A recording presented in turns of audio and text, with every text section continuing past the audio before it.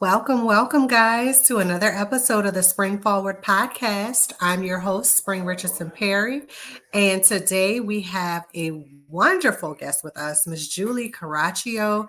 She is an award-winning professional life and end-of-life organizer, certified life coach, and she's a professional declutterer.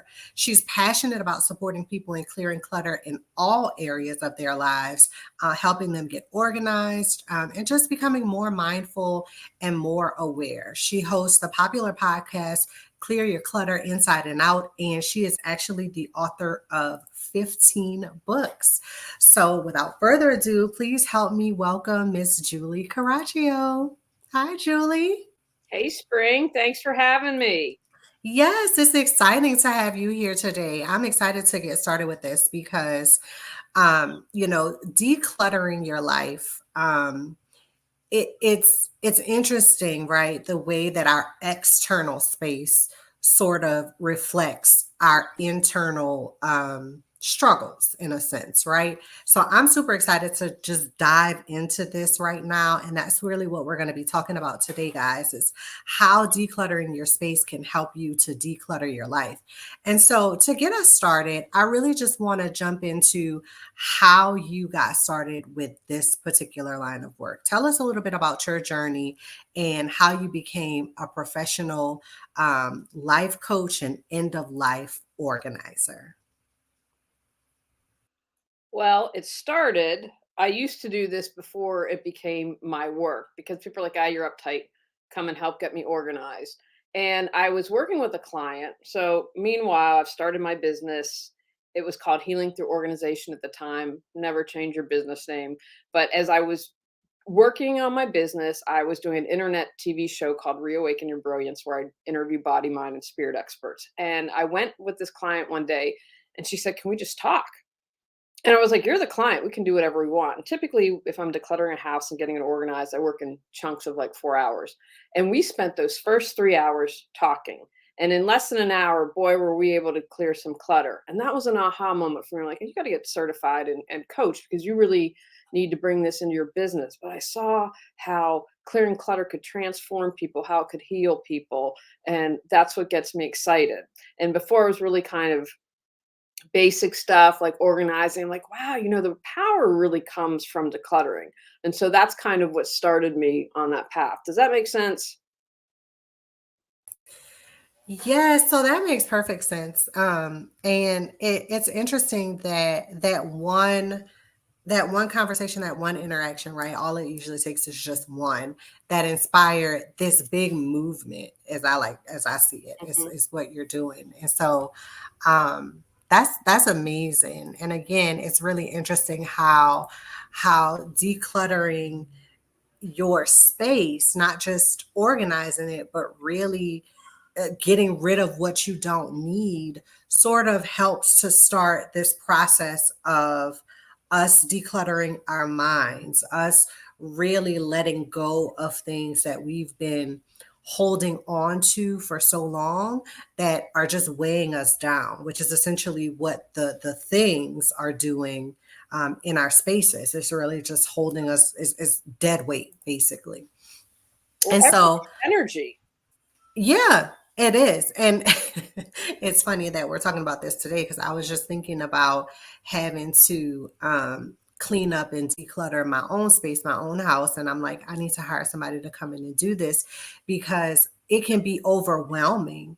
And so, that's another thing. When you're working, you also incorporate this mindfulness, right? And so talk to us about that and how that works. So you touched on it briefly, but the inner reflects the outer, right? And so one of the main reasons, well, there's several for being mindful is one, we don't want the clutter to come back, right? Because if I come in and work with someone and it changes 6 months down the road, then, that's not good. And so it's becoming more aware, right? For me, awareness plus action equals change. So the more mindful we are, the more we can make change. So, for example, I want to expand how people view clutter. First, I want to share my definition of clutter. For me, clutter is anything that prevents you from creating the life and space you choose, deserve, and desire. And language is very purposeful because choosing is taking action, right? It's staking the claim instead of sitting around and waiting for life to happen to you.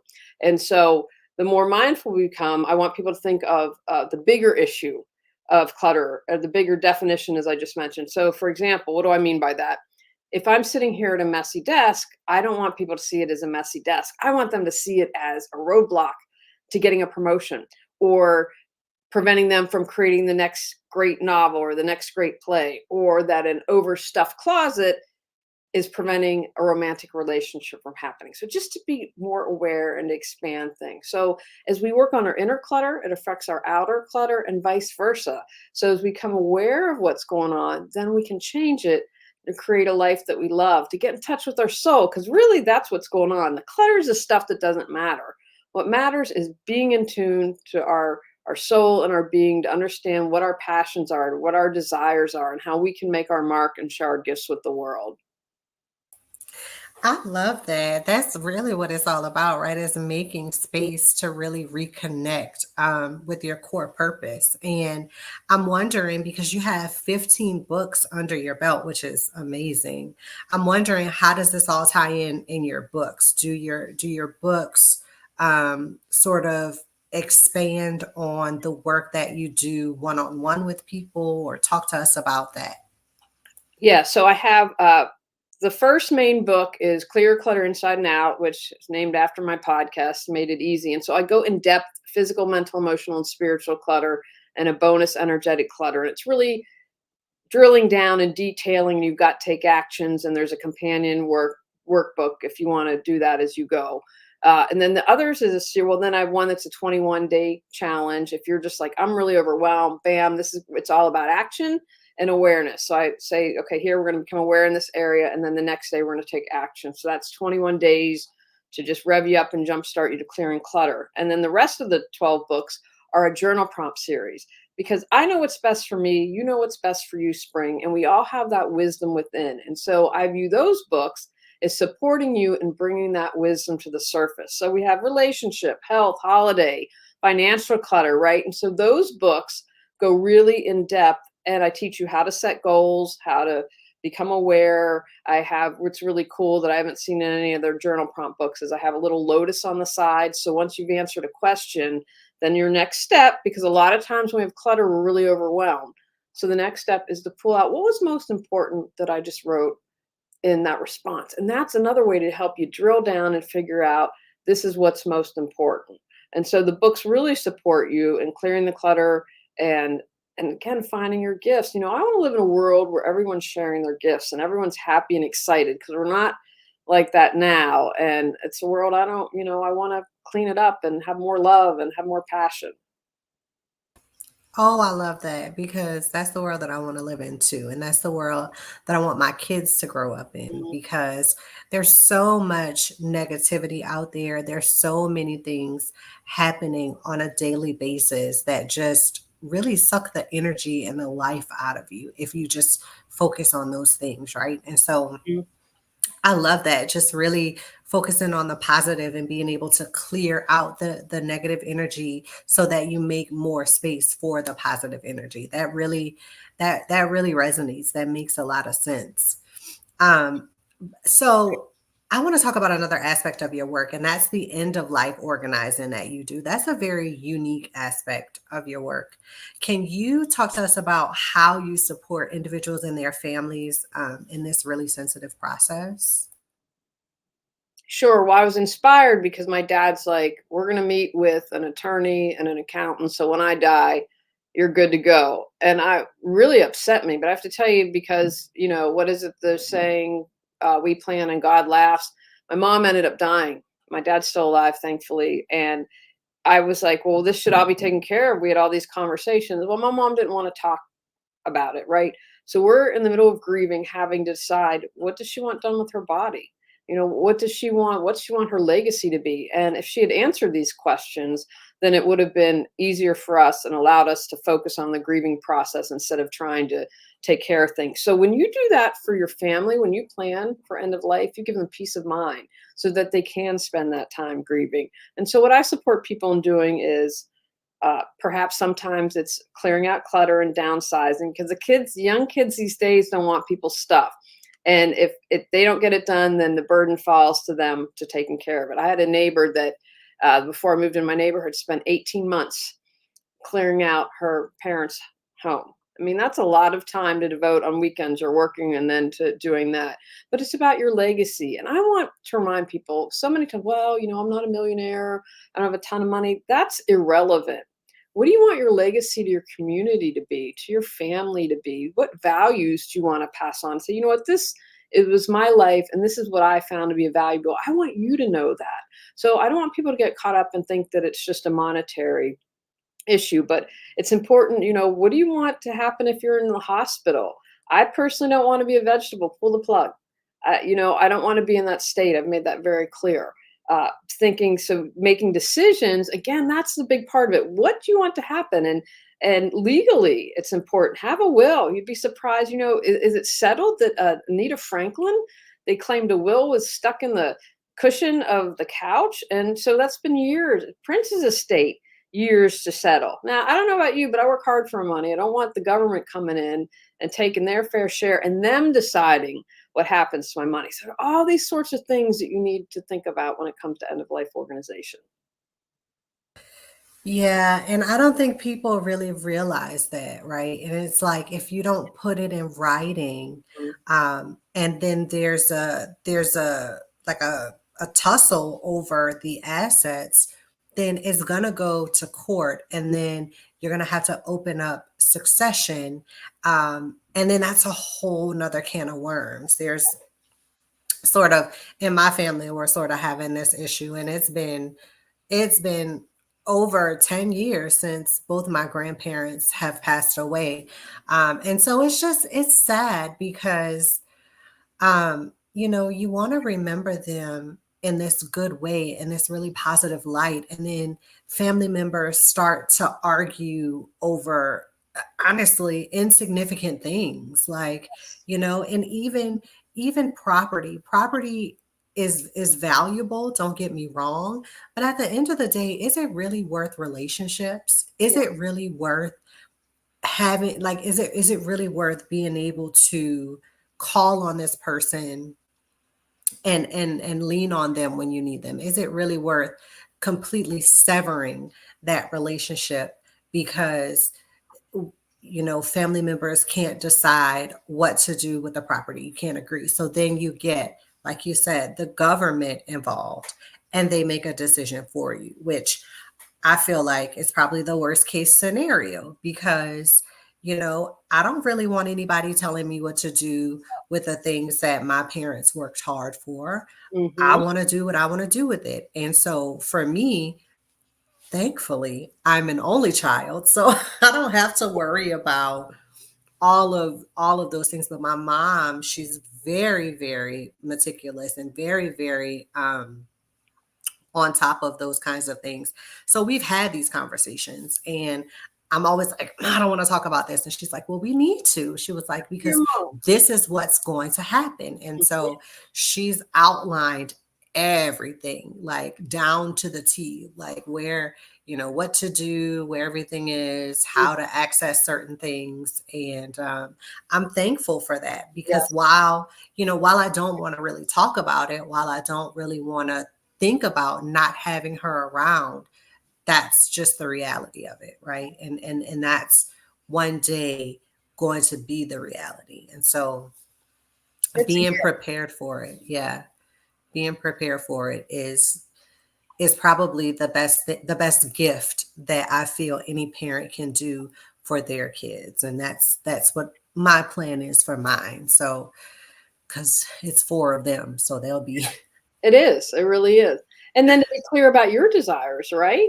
Because you Mhm. get to choose. This is, I don't want any music. I don't want so and so to show up, right? And then, and you're not the only one. I had someone and they made all four children executors of the will. And the same thing, it was a property issue. It's probably now 10 years and thinking about it. And I thought, oh my gosh, my heart just broke because it was fight after fight after fight. So a hurricane wiped out the property. So then all this stuff had to be done. And I'm like, if you could have gotten it sold, you could have each had some money, yet now you're having to shell out to repair the house and pay Well, taxes and all of that. and it seems a little counterproductive to make all four children executor of the state Admin. estate. Yeah, like have a third party be the executor, have the real will written, clearly defined, and then let them execute. And then there's no question. There's not a sibling to say, well, you were mom's favorite, so that's why she gave you this. And I don't think she really wanted to, and blah, blah, blah, blah, blah. And so if like it makes sense to keep the family sort of out of it and just have everything outlined really, really carefully and meticulously and let a third party execute. Because when the family is over it, and then you as the family member have to distribute the assets and carry out the will, it's always going to be someone is going to challenge that. And so um I think that is a very unique aspect of your work, but also something that is much needed, because again, those are the things that we don't even think about. And especially when parents don't, like you said, when they feel like they're not millionaires and they don't really have much to leave, but there is something to leave, there's always going to be this tussle over who gets it. Oh, And no. yeah, especially when it comes to the property. And so it's just unfortunate to see it happen that way. And then sometimes the property ends up getting lost because the taxes aren't being paid in the process, and they don't stop collecting on taxes, Oh gosh, no. Yeah. and they don't stop expecting you. If the house still has a mortgage on it, they don't expect you to not pay it because it's in succession. So if you're not paying the taxes, if you're not paying the mortgage, and succession ends up taking several years, which it normally does if you can't decide what to do, then you end up losing it. And then you've spent all this money on attorneys, court fees, all these things, and then you have nothing to show for it. Yeah. So guys, if you're listening, this is very important, and this is conversations that you want to make sure that you're having with your family. Again, these are hard conversations to have, to talk about when you're no longer on this earth. But do you want to see all of your hard work just be flushed down the toilet, go down the drain with nothing to show for it? And then your kids don't get that jump start, if they're able to sell the house and split it, even if it's $10,000 a piece, that's 10,000 more than they had Absolutely. that they could do something with. And so, this is an important part of life that we don't really talk about, that we don't really think about and plan for. And this is something that we have to get more serious about, because, otherwise, again, what will your legacy be? What will you be leaving? And then it'll all be in vain, the hard work that you that you worked for your entire life. And so this is great work. I really appreciate this. And I'm really glad that we're able to talk about this and lift this up so that people can really, really start to really think about this and plan for this. I want to talk about, as you start, like, especially for me, right? I was just saying earlier how I need to start decluttering. And I do this probably once a year, twice a year or so, just getting rid of things. But if you want to start this journey, what advice would you give to people to make the process more manageable so it is less overwhelming? Great. Because that's one of the big reasons that people stop. They become overwhelmed. So let's talk about physical clutter for a moment. If you're like, I don't know where to start, Julie, here are some suggestions. Is there a place that's a total mess? Like, for instance, if you're not sleeping in your bedroom because it's piled high with clutter, I'd start there. If you're not paying your bills or your mortgage on time, you're paying late fees, I'd start in your home office or wherever you pay your bills. So if there's an immediate need, if you have a deadline for something, so you say that someone's going to come over and put in new kitchen cabinets, well, I think I should declutter before they come in and do kitchen cabinets. If there is something that is driving you crazy, right? The family room, because that's where the family spends all the time and it's a hot mess, then you need to start there. So ask your question about that. Or, we've talked about the inner clutter. If you're not sleeping at night, make sure we get a health checkup, and that's okay. If you have insomnia or monkey mind or have anxiety, what needs to change to have that happen? Really get centered, take a deep breath, and ask yourself, what's going on in my life right now that I'm not happy, that I know that needs to change? What is it affecting everything? Our health affects everything. So I really think that that's foundational. Do I have emotional clutter? Like if I'm out and someone cuts me off on traffic, do I scream and yell? It's probably not about the person cutting me off on traffic. So what is it about? What do I need to change about that? And then that's where you can think, okay, this is where I start. And what I tell people, 10 minutes a day is just over 60 hours in a year. You can accomplish, that's a week and a half in the office. You can accomplish a lot in 60 hours. So if you're overwhelmed, 5 minutes is just over 30 hours. So if you're feeling really overwhelmed, you start with that 5 and 10 minutes a day. And if you're like, I can't do it during the week, okay, then you give me an hour on the weekend or whatever it is. And one thing that people found when they take that first step, when they get started, like, oh, you're dragging feet doing this. But the more they do it, the easier it becomes. And once for physical clutter, for example, once you do a massive clean out, like you mentioned, doing it once or twice a year, it's really easy to maintain. So we haven't done anything for 20 or 30 years, it's going to take some time. Ignore those hoarding shows. It's not real life. You don't see all the behind the scenes. So just, take that first step today. What one thing can you do to clear your clutter? I love that 10 minutes a day works, and that's manageable, right? It's like, okay, what is this? What is really behind me not wanting to do this? So if I just take 10 minutes and just start, then as the time goes on, I will spend more and more time doing it, and then I'll get it done quicker. And so, yeah, I've had this experience where it's like, Spring, just get started. And if you don't want to finish it today, you don't have to, but Mhm. start somewhere. So I think for me, the frustration comes in though, because so my kids, of course, are kids, right? So I'll start to clean and I'll start to put things in place. And then the kids come and it looks like I never did anything.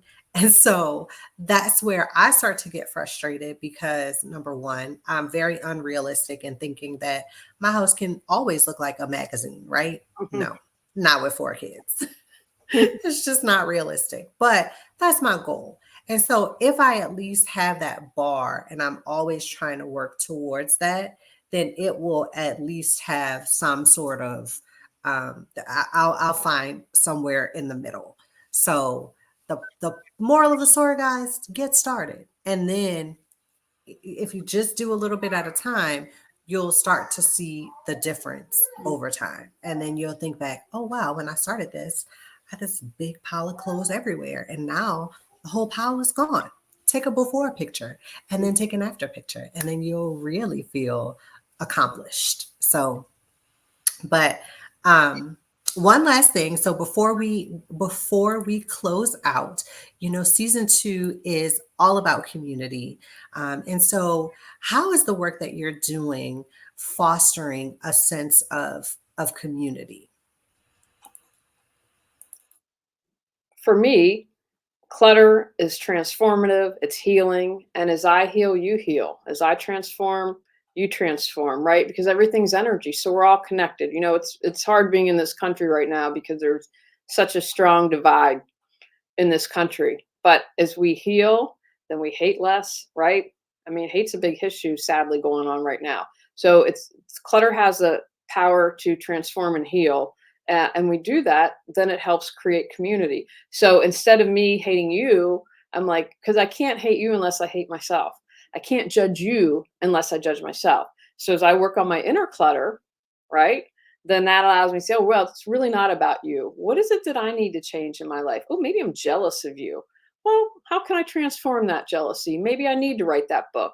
Maybe I need to learn a new language. Maybe I need to start saving for that trip that I've always wanted to do. Really, it's about that inner knowledge because the more we clear our unclutter, It supports everyone. And, from a physical standpoint, there are hoarders out there, and that can be a community issue when there's a fire and the fire truck has to come out, or, you have to send police. I mean, when we have people have all that stuff, I mean, I remember we lived near someone, and I thought if they were my next door neighbor, I'd be really worried because the garage was filled, and I was afraid it would go up.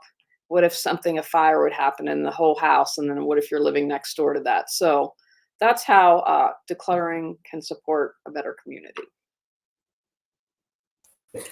I love that. I used to watch that show Hoarders all the time. And I used to think, oh my gosh, like how are they living like this?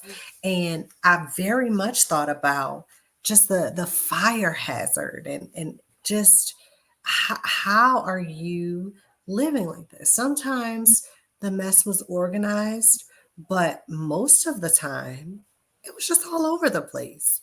And so, you know, the psychological work behind it is really what's needed the most, because where is this block? What is this that you're holding on to that makes you hold on to these things? And what can we release in your mind that's going to make it easier for you to release these things? And so I love that, Julie. Thank you so much for being here today. I really appreciated this conversation. Again, guys, we've talked about a lot. We've talked about healing your mind so that you can clear your space, and how your inner clutter is reflected externally. So it makes a huge difference. I know you probably think, oh, you guys are just going a little bit too deep, but think about it. And if you have a counselor or a therapist or someone that talk to on a regular basis, talk to them about this if this is a problem for you, or maybe you're already dealing with this. And so, Julie, if people want to reach out to you though to help them to declutter, or to help them just to get organized, or with the end of life organizing, how do they get in touch with you? If they go to reawakenyourbrilliance.com, then they will able to connect with me on social media, see my services, and I offer a free 10 tips to declutter your life right now. I'm going to give you a take action. If you've been listening to Overwhelm, I give you 10 options for you to get started right away. That's awesome. So, very helpful, guys. It is reawaken your what Brilliance. reawakenyourbrilliance.com, guys. And if they want to connect with you on social media, are you on any of the platforms, Julie? I am on Instagram, YouTube, Facebook. I left Twitter. I mean, I'm Yeah. still there, but I'm not spending any time. So Instagram, Facebook, and YouTube are the main social media channels. Okay, awesome, guys. Well, if you want to start your decluttering journey, reach out to Julie. She is here to help you, to guide you, and to help you clear your mind so that you can clear your space. So, thank you so much, Julie, for being here with us today, for sharing your insights with us. This was really, really informative. I really enjoyed this. And, guys, thank you so much for tuning in today. And until next time, guys, on the Spring Forward podcast.